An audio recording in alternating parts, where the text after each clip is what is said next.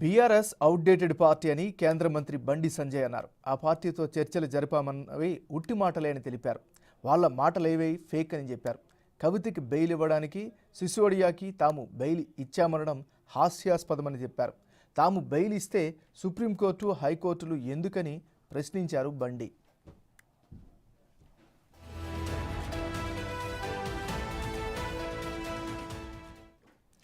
CM Revanth అంటే తనకు గౌరవం ఉందన్నారు బండి సంజయ్. కేటీఆర్ను ఎప్పటికైనా జైల్లో వేస్తారని చెప్పారు. తనలాగే రేవంత్ రెడ్డి ఎన్నో పోరాటాలు చేశారని తెలిపారు.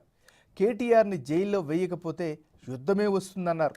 10 ఏళ్ల బీఆర్ఎస్లో నిజాంలాగే పాలించారని విమర్శించారు. అసెంబ్లీలో బీఆర్ఎస్ వాళ్ళు 6 గ్యారంటీలు ఎందుకు అడగలేదని క్వశ్చన్ చేశారు.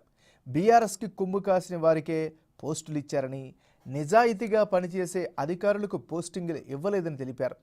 రాబోయే కాలంలో తెలంగాణలో బీజేపీ ప్రభుత్వం వస్తుందని బండి సంజయ్ ధీమా వ్యక్తం చేశారు.